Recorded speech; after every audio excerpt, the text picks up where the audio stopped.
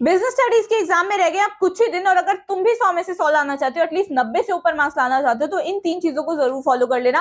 पहला है तुम्हारी आंसर राइटिंग। थ्योरी एग्जाम में तुम्हें अच्छे से लिखना आना चाहिए, पन्ने भरने आने चाहिए, उसकी वीडियो में ऑलरेडी बना चुकी हूँ, उसको चेकआउट कर लो। दूसरा है इंपॉर्टेंट टॉपिक्स पे ही फोकस करना। अब ज्यादा टाइम तो बचा नहीं है, कुछ ही ऐसे इंपॉर्टेंट टॉपिक्स है जो बार बार रिपीट होते हैं, बीएसटी में बहुत सालों से रिपीट हो रहे हैं, तुम खुद भी चेक कर सकते हो, ठीक है। वो सारे इंपॉर्टेंट टॉपिक्स की लिस्ट आज की वीडियो में बताने वाली हूँ, एक एक चैप्टर का बता दूंगी कि इस चैप्टर से ये जरूर कर लियो। तो तुझे अगर 100 में से 100 लाने, 90 से ऊपर लाने, 95 प्लस लाने, इन टॉपिक्स को जरूर कर लेना। फिर उन टॉपिक्स के करने होते हैं तुम्हें case studies, because case studies बहुत ज्यादा इंपॉर्टेंट होते हैं बिजनेस स्टडीज, ठीक है। केस स्टडीज, डिफरेंसेस सब बताने वाली हूँ, कैसे पढ़ना है, तो इस वीडियो को एंड तक जरूर देख लेना, क्योंकि हमें 99 98 नहीं लाने, हमें 100 में से 100 लाने। दूसरी बात, आप पढ़े कैसे? सबसे पहले हाई वेटेड चैप्टर्स उठा लो, जिनको करने के बाद तुम्हारे काफी ज्यादा मार्क्स सिक्योर हो जाएंगे। उसके बाद डिसेंडिंग ऑर्डर में चलते रहना, उससे कम उससे कम उससे कम। सुनील पांडा सर हो गए, रजत अरोड़ा सर हो गए, जिनसे तुम्हें समझ आ रहा है ना यूट्यूब पे, उनके देखो, वन शॉट रिविजन लगाओ, एनसीईआरटी को रीड करो and practice case studies, that's it, ठीक है। स्क्रीन पे लेके चलते हो एक एक चैप्टर के क्या क्या इंपॉर्टेंट टॉपिक्स है जो जरूर करने चाहिए, उनको जरा एक बार समझ लो। ये तुम्हारे बिजनेस स्टडीज का सिलेबस है, ठीक है। इसमें तुम्हें, जैसे मैंने बोला था, हाई वेटेज वालों को पहले कर लो, वैसे करना। अब तुम्हारा पहला चैप्टर है nature and significance of management. इसमें ना मैनेजमेंट के objective and importance almost same same से ही होता है, खुद के वर्ड्स में तुम्हें आने चाहिए। उसके अलावा साइंस, आर्ट्स एंड प्रोफेशन, ये क्या है? इसमें बेसिकली तुम्हारी केस स्टडी आ जाएगी कि बताओ इस वाली लाइन में कौन सा यूज किया गया है, आर्ट है, साइंस है या प्रोफेशन है। कई बार इसमें डायरेक्टली भी आ जाता है ऐसा क्वेश्चन कि व्हाट डू यू थिंक, आप अपने सजेशन दो एंड एग्जामिन करो, ठीक है। उसके अलावा लेवल्स ऑफ मैनेजमेंट तुम्हें बेसिक पता होना चाहिए। देखो, पढ़ना सब कुछ है, आना तुम्हें सब कुछ चाहिए। अभी मैं जो बता रही हूँ वो एम्फसाइज पे दे रही हूँ, जो बार बार रिपीट हो रहे हैं, ठीक है। उसके अलावा आ जाते हैं तुम्हारे जो बाकी के फंक्शन है ना, इसमें क्या होता है कि बेसिकली तुम्हें एक पूरी बड़ी सी केस स्टडी दे देंगे, उसमें तुम्हें एक एक लाइन में सेलेक्ट करना होगा कि यहाँ पे स्टाफिंग दिख रहा है, यहाँ पे डायरेक्टिंग के कीवर्ड्स है, ये तुम्हें पूरा पूरा एक बड़े से केस स्टडी पे भी दे सकते हैं। उसके अलावा कोऑर्डिनेशन पे तो तुम्हारे शॉर्ट नोट वगैरह बहुत बनते हैं, ठीक है। एंड इसकी इंपॉर्टेंस उन सब पे ना आपको केस स्टडी भी दिख जाएंगी। उसके आगे चलते हैं हम, दूसरा है principles of management. This is one of the most important chapters and तुम्हें इसमें ऑलमोस्ट सब कुछ ही करना होता है, ठीक है। यहाँ पे तुम्हें पहली बात तो इसका सिग्निफिकेंस पता होना चाहिए। उसके अलावा फेओल के सारे प्रिंसिपल इंपॉर्टेंट है, टेलर के भी सब कुछ इंपॉर्टेंट है, ठीक है। बस अगर मैं कुछ इंपॉर्टेंट बताऊं तो unity of command, unity of direction में बच्चे कंफ्यूज हो जाते हैं। कई बार ना ये एमसीक्यू में दे देते हैं, फिर बच्चे याद करते हैं शिट यार कमांड पढ़ा था या डायरेक्शन पढ़ा था, बच्चे कंफ्यूज हो जाते हैं। तो इनको जरूर अच्छे से कर लेना, ठीक है। देखो, अभी तो तुम्हारे बोर्ड एग्जाम चल रहे हैं, बट जैसे वो फिनिश होंगे तुम्हारे सर पे आ जाएगा कि तुम्हें आगे कोर्स डिसाइड करना है, कौन सा कॉलेज, कौन सी यूनिवर्सिटी। इन सभी से तुम्हें बचाने के लिए एक फ्री ऑफ कॉस्ट वेबसाइट लेके आ गई, दैट इज कॉलेज विद्या, ठीक है। तुम्हें अगर समझ नहीं आ रहा तुम्हें आगे जाके कौन सा कोर्स करना है, तो इनका ना एक एआई टूल है जिसमें तुमसे 2-4 क्वेश्चन पूछे जाएंगे कि तुम्हारा किधर इंटरेस्ट है, तुम आगे जाके किस फील्ड में काम करना चाहते हो, ये सब ऐसे छोटे छोटे क्वेश्चन पूछे जाएंगे। उसके बेसिस पे तुम्हें सजेस्ट कर देंगे कि तुम्हें कौन सा कोर्स करना चाहिए, ठीक है। बहुत ही वंडरफुल है एंड फ्री ऑफ कॉस्ट है ये, ठीक है। उसके अलावा यहाँ पे ढेर सारे ऑनलाइन कोर्सेज करवाए जाते हैं, डिफरेंट डिफरेंट स्किल्स भी सिखाई जाएंगी तुम्हें, जिनका तुम सर्टिफिकेट यूज कर सकते हो, ठीक है। आगे जैसे अगर मैं तुम्हें स्क्रीन पे लेके चलूँ तो यूजी कोर्सेज पे तुम देखोगे इतने सारे कोर्सेज है, तुम ऑनलाइन बीकॉम कर सकते हो यहाँ पे। एंड इनफैक्ट डुअल डिग्री भी है, तुम रेगुलर कॉलेज के साथ साथ यहाँ पे ऑनलाइन करके 2 डिफरेंट डिग्रीज ले सकते हो। एंड गवर्नमेंट अप्रूव्ड है, गवर्नमेंट ने बोला है डुअल डिग्री इज अलाउड, ठीक है। बहुत ही, तुम देखो, आप पता है कंपटीशन बहुत ज्यादा है,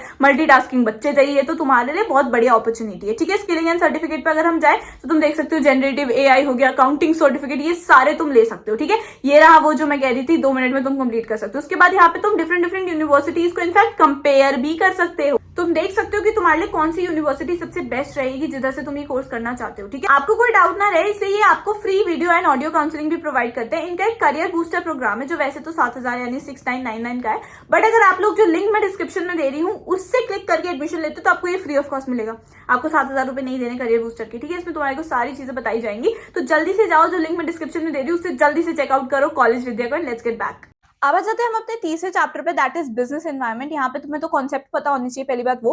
दूसरी बात, इन सभी की जो डायमेंशंस है ना उनको आइडेंटिफाई करना आना चाहिए। देखो, बहुत आसान है, लीगल में लीगल वाली चीजें पूछी जाती है, टेक्निकल में जो भी टेक्नोलॉजी, कंप्यूटर, लैपटॉप, इन सबसे रिलेटेड ये सब तुम्हें पता ही है कैसे आइडेंटिफाई करना है। इस पे केस स्टडी आ जाती है, तुम अपना सैम्पल पेपर उठा के देखो, उसमें तो एमसीक्यूज भी आ रखे सीधा सीधा, ठीक है। कई बार बड़ी वाली केस स्टडीज भी आ जाती है, कई बार डायरेक्टली भी पूछा जाता है कि इस पर्टिकुलर को एक्सप्लेन करो, इसकी क्या कैरेक्टरिस्टिक है। कई बार एक लाइन घुमा के आ जाएगी, तो इसको तो तुम्हें अच्छे से करना ही करना है। देखो, हर एक चैप्टर में ना कुछ ऐसी चीज होती है जो बहुत इंपॉर्टेंट होती है, यू कांट मिस इट, ठीक है। जिसमें फेयर और टेयर था, इसमें ये वाली चीज है। डीमोनेटाइजेशन का तुम्हें कॉन्सेप्ट पता होना चाहिए। कई बार डायरेक्टली ऐसे 1 मार्कर में पूछा जाएगा कि अच्छा ये कौन सा कॉन्सेप्ट है, समझा दो, ठीक है। डीमोनेटाइजेशन का हो सकता है वो। आगे बढ़ते हैं, नेक्स्ट इज प्लानिंग। प्लानिंग का देखो कंसेप्ट, इंपॉर्टेंस और limitation, this is very much essential.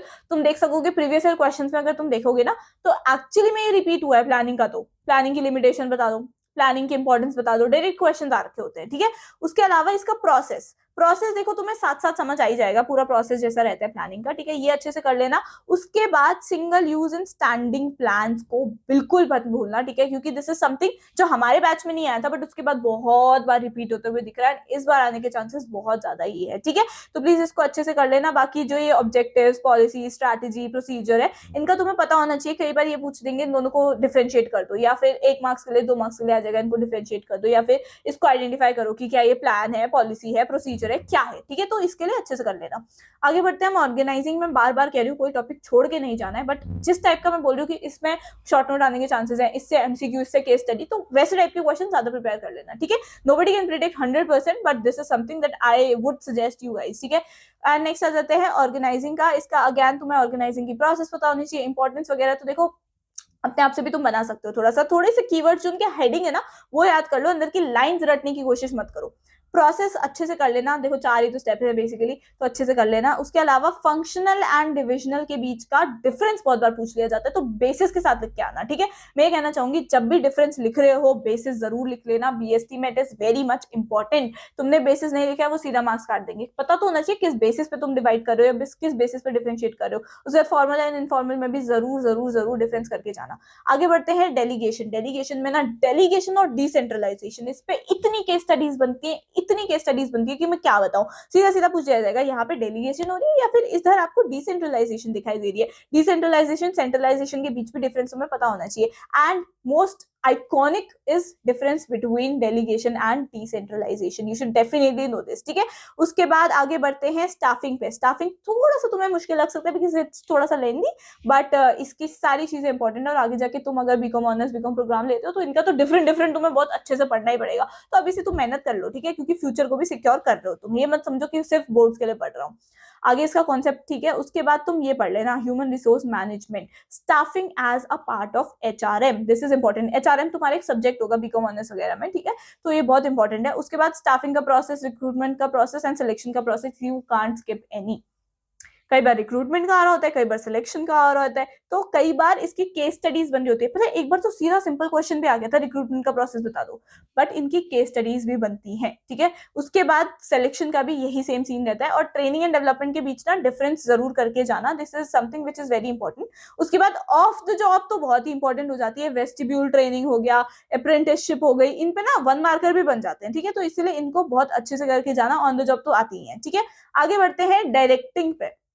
Directing का कॉन्सेप्ट एंड इंपॉर्टेंस इंपॉर्टेंट है, ठीक है, बट उतना नहीं है जितना इसकी बाकी की चीजें, जैसे कि मोटिवेशन, लीडरशिप, कम्युनिकेशन, ये बहुत इंपॉर्टेंट है। लेजिट इन पे वन शॉट भी आ सकते हैं, one shot sorry short note भी आ सकते हैं कि तुम्हें ऐसे करना है। और Maslow's hierarchy theory of need रट लो, इसका जो पिरामिड टाइप का स्ट्रक्चर है रट लो, फ्लो चार्ट रट लो, सब कुछ रट लो, ठीक है। Financial and non financial incentives बहुत ज्यादा है, आई नो तुम्हें थोड़ा सा कंफ्यूजन होती होगी उसमें, बट कीवर्ड्स, हर एक एक इंसेंटिव का ना कीवर्ड है एक।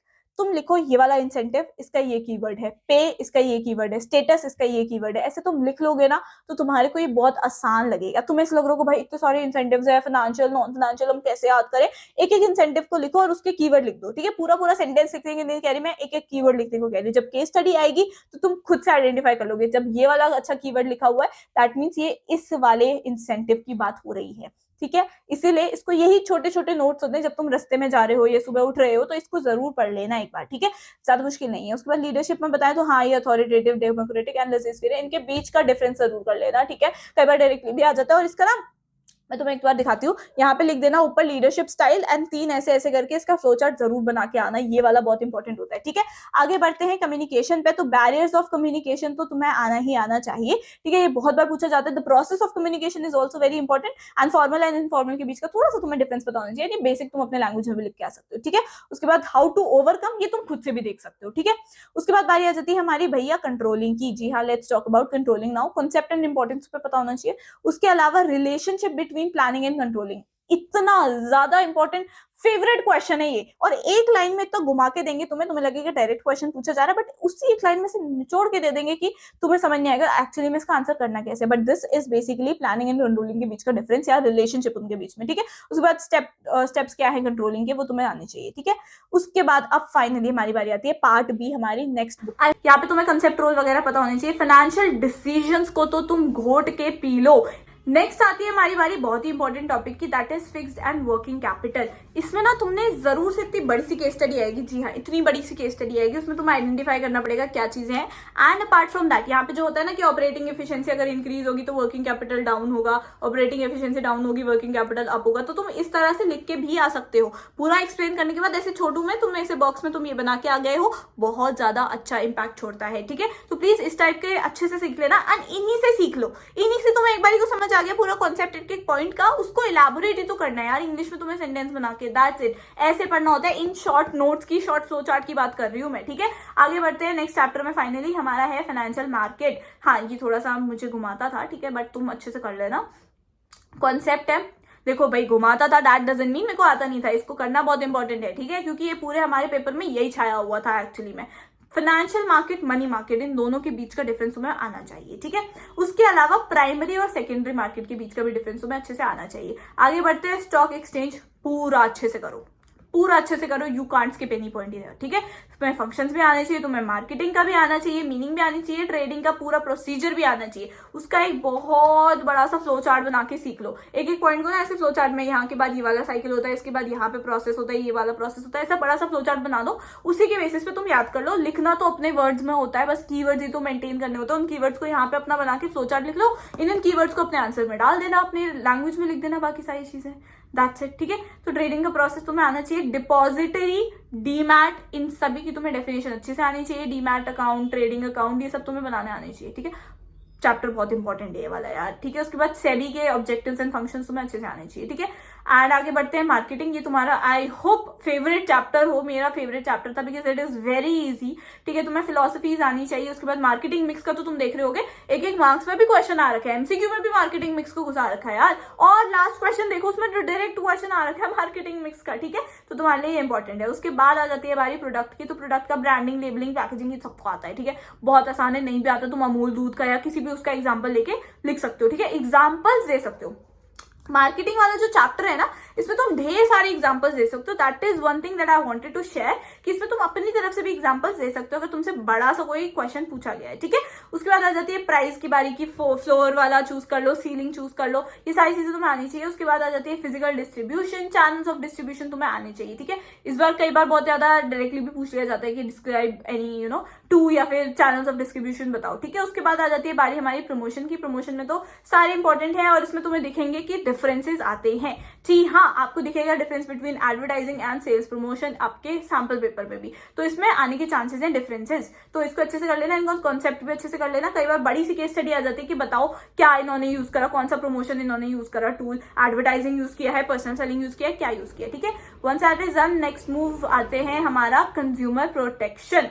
ठीक है, कंज्यूमर प्रोटेक्शन भी इंपॉर्टेंट है और ये तुम्हारा आगे जाके एक पूरा हम पढ़ा है यार, हमने पिछले सेमेस्टर में कंज्यूमर अफेयर्स, और ये डिट्टो सेम है। ठीक है, तुम्हारे को इसका कॉन्सेप्ट पता होना चाहिए, इंपॉर्टेंस पता होनी चाहिए, ये बहुत आसान है। ठीक है, मीनिंग ऑफ कंज्यूमर, राइट्स क्या है, रिस्पॉन्सिबिलिटीज क्या है, ये राइट्स तो हम बचपन से पढ़ के आ रहे होते हैं। ठीक है, तो वही है, रिस्पॉन्सिबिलिटीज हो गया, who can file a complaint, redressal machinery अच्छे से कर लेना, एंड रेमेडीज अवेलेबल, तुम खुद से भी लिख सकते हो। ठीक है, तुम्हें पता ही होंगे यार, अगर तुम्हारे साथ कभी हुआ होगा तो तुम्हें पता होगा। रिड्रेसल मशीनरी अच्छे से करके जाना, इससे ना एमसीक्यू भी तुम्हें दिख रहे होंगे, इससे आए हुए थे। ठीक है, तो अच्छे से करना। उसके बाद consumer affairs, role of consumer, non NGOs, हाँ एनजीओज वाली चीज भी करना। दिस इज समथिंग जो आने के चांसेस हैं इस बार। ठीक है, ओके, सो द चश्मिश इज गॉन। देखो मैंने बहुत कोशिश करी, मैं तुम्हें जल्दी जल्दी बता दूं कौन कौन से टॉपिक्स इंपॉर्टेंट है, प्लीज इन पे ध्यान देना, ये बहुत रिपीट हो रहे हैं। As I said from the beginning, कोई भी टॉपिक तुम्हें मिस नहीं करना है। टॉपिक्स तो सारे करने होते हैं, जिन पे मैं जैसे कह रही हूँ ना, जैसे वन शॉट आएगा, इसमें इस टाइप की केस स्टडी आएगी, एमसीक्यू आएगा, मैंने तुम्हें अच्छे से समझा दी सारी चीजें। ठीक है, आई डोंट नो तुम्हें कोई समझा रहा है नहीं समझा रहा है, बट मैंने तुम्हें अच्छे से समझा दिए। तुम वन शॉट रिविजन देखो,